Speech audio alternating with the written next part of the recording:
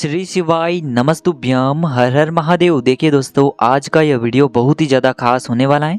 देखिए, हम सभी जानते हैं कि साल की सबसे बड़ी और सबसे विशेष अमावस्या जो कि है मौनी अमावस्या, इस बार शुक्रवार के दिन है। और गुरुजी ने बताया है कि इस दिन आपको मात्र 2 चावल के दानों वाला और 1 बेलपत्र से शिवलिंग के सामने एक ऐसा विशेष उपाय करना है। तो इससे हमारी जो भी मनोकामनाएं है वह स्वयं माता अशोक सुंदरी महादेव से परिपूर्ण करवाती हैं।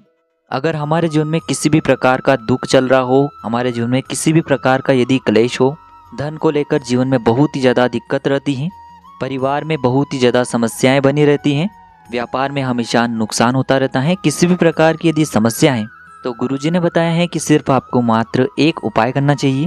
देखिए दोस्तों, पूज्य गुरुदेव की ही कथा को सुनकर के और समझ करके ही आपको समझाने का पूरा प्रयास करेंगे, लेकिन उससे पहले वीडियो को लाइक करें, चैनल को सब्सक्राइब करें और कमेंट में श्री शिवाय नमस्तुभ्यम या फिर ओम नमः शिवाय जरूर लिखें। देखिए, इस वीडियो में हम पूज्य गुरुजी द्वारा बताए गए बहुत ही खास उपायों के बारे में जानेंगे और यह उपाय आपको विशेषकर इस शुक्रवार के दिन पड़ने वाली मौनी अमावस्या पर ही करने हैं। देखिए, शुक्रवार का दिन माता लक्ष्मी को समर्पित होता है और जो अमावस्या की तिथि है वह भगवान विष्णु को समर्पित होती है।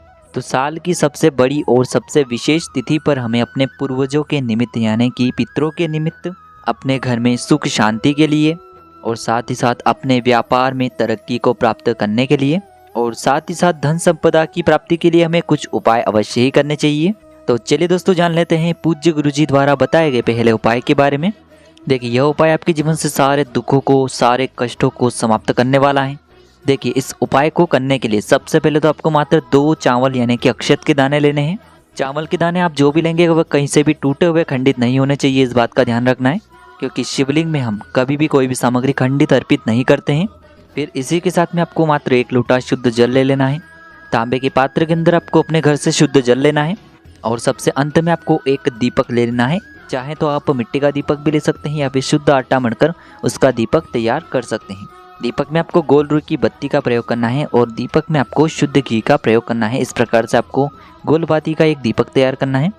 देखिए, सबसे पहले तो आपने जो दीपक लिया है इसे आपको अपने घर के मंदिर में प्रज्वलित कर देना है, यानी कि जो आपने दीपक तैयार किया था उसे आपको अपने घर के मंदिर में प्रज्वलित करना है। उसके बाद आपके पास जो 2 चावल के दाने हैं उन्हें आपको उस तांबे के पात्र के अंदर डालना है और इस पात्र को सीधे लेकर के आपको पहुंचना है बेलपत्र के वृक्ष के वहां पर। अब देखिए, इस पात्र में से आपको थोड़ा सा जल बेलपत्र के वृक्ष के वहां पर अर्पित करना है और आपको बिल्वेश्वर महादेव से प्रार्थना करनी है। आपकी जो भी मनोकामना है, जो भी आपकी प्रार्थना है, उन्हें आपको बिल्वेश्वर महादेव से बोल देनी है। या फिर आपके शरीर में किसी भी प्रकार का रोग है, बीमारी है तो उसे दूर करने की आपको प्रार्थना करनी है।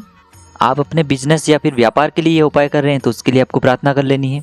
किसी भी प्रकार की यदि आपकी मनोकामना है तो उसे आपको परिपूर्ण करने के लिए प्रार्थना कर लेनी है और बिल्वेश्वर महादेव से उस मनोकामना को आपको बोल देना है और आपको थोड़ा सा जल बेलपत्र के वृक्ष में अर्पित कर देना है।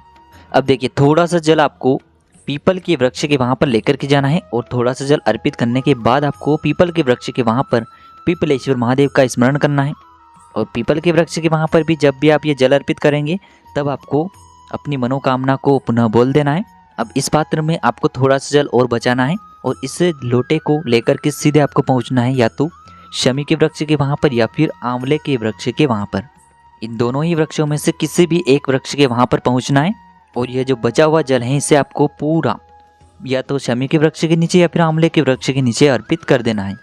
देखिए, तीनों ही वृक्ष के वहां पर आपको थोड़ा थोड़ा जल अर्पित करना है और आपको एक ही मनोकामना तीनों ही वृक्ष के वहां पर परिपूर्ण करने की प्रार्थना करनी है। पूज्य गुरुजी ने बताया है कि जो भी व्यक्ति इस उपाय को इस प्रकार से अमावस्या की तिथि पर कर लेता है तो आपकी जो भी मनोकामना है वह महादेव की कृपा से जरूर ही परिपूर्ण हो जाती है। अब दोस्तों, हम जान लेते हैं गुरुजी द्वारा बताए गए दूसरे खास और विशेष उपाय के बारे में। देखिए, यह उपाय विशेषकर उन लोगों को करना है जिनके घर में लड़ाई झगड़ा बहुत ही अधिक होता है, पति पत्नी में आपस में लड़ाई झगड़ा होता रहता है या फिर पिता पुत्र में आपस में बनती ही नहीं है, यानी कि किसी में भी अगर आपस में लड़ाई झगड़ा होता रहता है तो आपको यह उपाय करना है। देखिए, इस उपाय को करने के लिए आपको मात्र 1 लोटा शुद्ध जल ले लेना है तांबे के पात्र के अंदर और इसी के साथ में आपको थोड़ा सा मक्खन ले लेना है। मक्खन यानी कि आपको थोड़ा सा बटर ले लेना है। अब देखिए, इन दोनों ही सामग्रियों को सीधे लेकर के आपको पहुंच जाना है भगवान शिव के मंदिर में। देखिए, पूज्य गुरुजी ने बताया है कि इस उपाय को भी आप सुबह से लेकर के शाम तक किसी भी समय में कर सकते हैं। अब देखिए दोस्तों, सबसे पहले तो आपके पास जो मक्खन है उसे आपको शिवलिंग पर जहाँ माता पार्वती का हस्तकमल होता है, कटी वाला भाग होता है, उसके चारों तरफ आपको मक्खन लगा देना है। देखिए यह जो मक्खन है आपको अपने सीधे हाथ की चीटी उंगली के जो पास वाली उंगली होती है अनामिका उंगली, उसी से लगाना होगा और कटी वाले भाग की चारों ही तरफ आपको मक्खन लगा देना है। फिर आपने जो कटी वाले भाग पर मक्खन लगाया था उसी में से आपको थोड़ा सा मक्खन निकाल करके आपको माता शुक सुंदरी वाले स्थान पर इसी की 7 बिंदियाँ लगा देनी है। यानी कि आपको मक्खन की 7 बिंदियाँ लगा देनी है और अंत में जो आप 1 लोटा शुद्ध जल लेकर के आए हैं उसे आपको धीरे धीरे शिवलिंग पर अर्पित करते जाना है। और आपको महादेव से प्रार्थना करनी है कि मेरे घर में इस प्रकार से बहुत ही ज़्यादा लड़ाई झगड़े होते हैं, पिता पुत्र में होता है या फिर पति पत्नी आपस में लड़ाई झगड़ा करते रहते हैं, या फिर घर में किसी भी प्रकार का अगर लड़ाई झगड़ा चल रहा है तो उसको दूर करने के लिए आपको महादेव से प्रार्थना कर लेनी है और आपको धीरे धीरे ये जल अर्पित करते जाना है। इसके बाद ये जो जल है शिवलिंग से होकर के जलाधारी की ओर बह करके आएगा तो इसे आपको उसी पात्र में झेल लेना है और महादेव से इस जल को आपको प्रसाद स्वरूप प्राप्त कर लेना है। अब देखिए इस जल को आपको अपने घर लेकर के आ जाना है और इस जल को या तो आपको आचमन करना है या फिर जिन भी व्यक्तियों के बीच में लड़ाई झगड़ा हो रहा है उन्हें आपको इस जल का आचमन करवा देना है। आचमन करवाना है यानी कि आपको थोड़ा थोड़ा जल पिलाना है।